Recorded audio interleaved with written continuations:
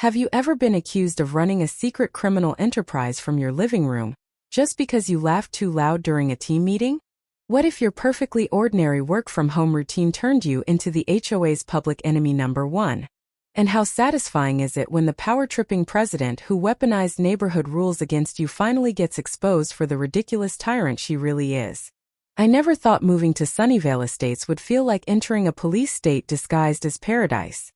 The community looked perfect on the brochures: white picket fences, perfectly trimmed hedges, and that promise of peaceful living. What they didn't mention was the iron fist of the Homeowners Association and its self-appointed queen, Karen Whitaker. As president of the board, Karen greeted every new resident with a smile that never quite reached her eyes and a thick binder of covenants thicker than the Bible. "We just want to keep things nice for everyone, dear," she'd say in that sugary voice while her gaze scanned your yard for potential violations. I was a marketing strategist working from home, the kind of guy who gets ideas flowing by pacing, gesturing wildly, and yes, laughing when a campaign concept hits just right. My dog Max would occasionally chime in with a bark or two. It was normal.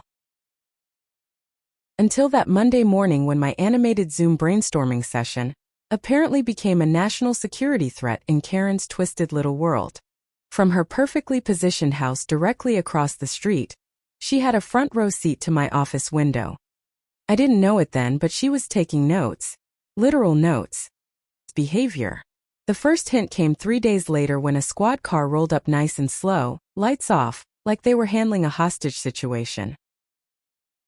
I was mid-call, muting myself just as Max let out one harmless woof, when the knock came sharp, official, no nonsense. The officer stood there in full uniform, hand resting casually near his belt. "Sir, we received a report of possible suspicious activity at this residence. Mind if I step in for a quick look?" His tone was polite, but the way he scanned my open laptop said he'd already decided I was up to no good. I blinked, coffee halfway to my mouth. "Officer, I'm literally on a work call. Marketing strategy session." So he could watch my team laughing at the same joke I just cracked. He glanced at the Zoom grid, the shared slides, the steaming mug that read "World's Okayest Boss." Then he sighed like he'd heard this excuse 1,000 times. "Ma'am," across the street said the hand signals and raised voices looked coordinated. Like code, drug trafficking, or some underground meeting. I almost choked on my coffee. The guy whose biggest crime was forgetting to water the HOA-approved begonias? Karen had actually used the words "coordinated signals" in an official report. The dark comedy of it hit me like a slap. Here I was pitching dog food ads, and she turned it into Breaking Bad, Suburban Edition. I kept my cool, showed him my client emails, the invoice for the campaign, even pulled up my W-2. He nodded, scribbled something, and left with a half apology that sounded more like, "Better safe than sorry." But the damage was done. Zach knew. Whispers floated over perfectly manicured hedges. "Did you hear about the new guy? Karen had to call the cops." I watched from my window as she stood on her porch the next morning, clipboard in hand, casually watering flowers while staring straight at my blinds like a hawk sizing up a rabbit. That's when the letters started. Signature. Just bold capital letters screaming violation of Section 4.2, disturbance of neighborhood peace. The first one accused me of excessive electronic noise and visual disruption. The second added unauthorized home-based commercial activity, because apparently gesturing too much counted as running a business without the sacred HOA stamp. I laughed, the bitter kind of laugh that sticks in your throat. These people had rules against lawn gnomes after October 31st, but somehow my Zoom enthusiasm was the real threat to property values. I stayed silent at first. Smartest move. I started documenting everything. Phone recordings of her accidental walks past my house at the exact times my calls started. Timestamps. Balcony perch with binoculars that somehow always pointed my way. My friends on calls began noticing the shadow outside the window. "Dude, is that your neighbor filming us?" one client asked mid-pitch. I muted faster than you could say lawsuit, but the humiliation burned. Productivity tanked. Every gesture I toned down. My once vibrant brainstorming sessions turned into whisper fests, like I was plotting a bank heist instead of selling energy drinks. Karen's reign of terror escalated with surgical precision. At the monthly HOA meeting she chaired like a queen on her throne. She'd smile that fake sweet smile and drop lines like, "We must protect our serene community from anything that could unsettle the harmony, wouldn't you agree?" Her eyes locked on me across the folding chairs. Neighbors nodded along because nobody wanted a fine for their non-compliant mailbox flag. One guy even pulled me aside afterward, whispering, "She's got the whole board in her pocket. Just keep it down, man. Keep it down." I was trying to earn a living, not audition for a silent movie. The tension coiled tighter every week. She'd accidentally leave violation notices on my windshield during my dog walks. Max would growl at her from the yard, and she'd clutch her pearls like he was a rabid wolf. "That animal's barking is another matter we'll have to address at the next meeting." She'd coo to the mailman loud enough for me to hear. Dark humor kept me sane. I started imagining her at night, updating her secret dossier titled, "The Menace of Zoom Guy," while sipping her chamomile tea in a house that smelled like lavender and hypocrisy. But the stress was real. Client feedback dipped. I began wearing noise-canceling headphones just to pace without her radar picking up my footsteps.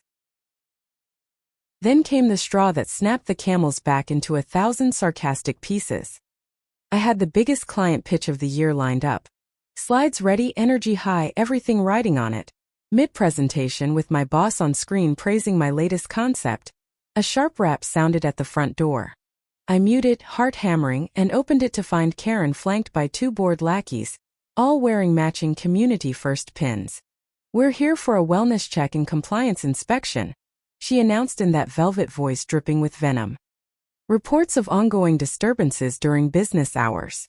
The covenants are very clear, dear." Behind her, the board drones nodded like bobbleheads. My client's voice crackled through the speaker. "Everything okay? We can hear someone talking." I stood there, blood boiling but smile locked in place, and that's when the switch flipped in my head. No more silent suffering. I've been smart. Now it was time for the quiet revenge that would taste so sweet. I invited them in, politely of course, because nothing disarms a tyrant like perfect manners. "Please come see for yourselves," I said, gesturing grandly like I was hosting a tea party. Karen's eyes lit up with triumph as she stepped over the threshold, clipboard raised like a weapon. The board members trailed behind, murmuring about maintaining standards.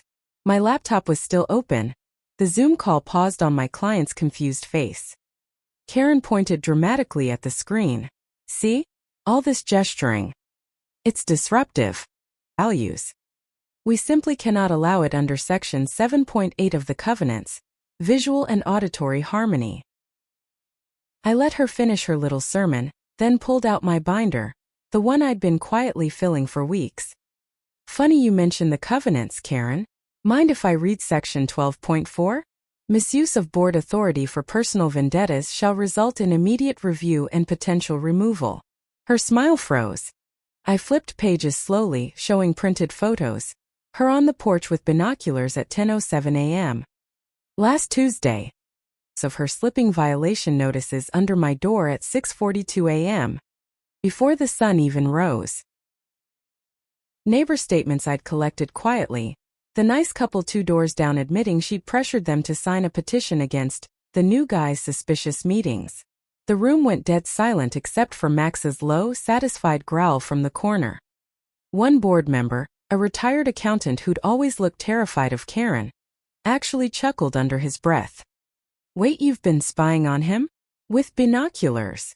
Karen's face turned the color of an HOA violation sticker, bright ugly red. "This is preposterous. I'm protecting the community." Those hand signals, they looked coordinated. Criminal. I did what any responsible president would do. I played the piece de resistance. A clear audio clip from my hidden camera where she gossiped to her garden club friends on the sidewalk. That new one with the dog? Definitely hiding something. All that laughing on his computer, probably some kind of scam. I'll have the police back if I have to. My client, still on mute but watching the whole circus through the screen, unmuted just long enough to say, "This is the most entertaining pitch I've ever been on." We're definitely moving forward with your campaign. The board erupted, muttering. She called the cops on his work? We're getting fined for her paranoia? Karen tried to rally, voice cracking from honeysweet to screechy. You're all falling for his tricks. This is how neighborhoods fall apart, one loud Zoom call at a time. But it was too late. The accountant called for an emergency vote right there in my living room. 3 hands shot up against her. Board. Effective immediately, Karen Whitaker is removed as president for abuse of authority. The accountant read from his phone, voice steady for the first time in years. She stood there sputtering, clipboard trembling, looking suddenly small in her pastel armor. You'll regret this. Property values will plummet. The board drones escorted her out like she was the real disturbance now. Neighbors who'd overheard the commotion started gathering on lawns, phones out, filming the queen bee's fall from grace. One even waved at me with a thumbs up. Finally, Karen stormed across the street, muttering about lawsuits that everyone knew would go nowhere.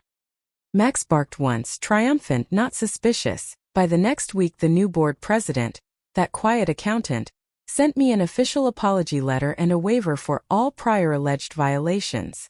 No more notes. No more binoculars. Volume, full gestures, full laughs.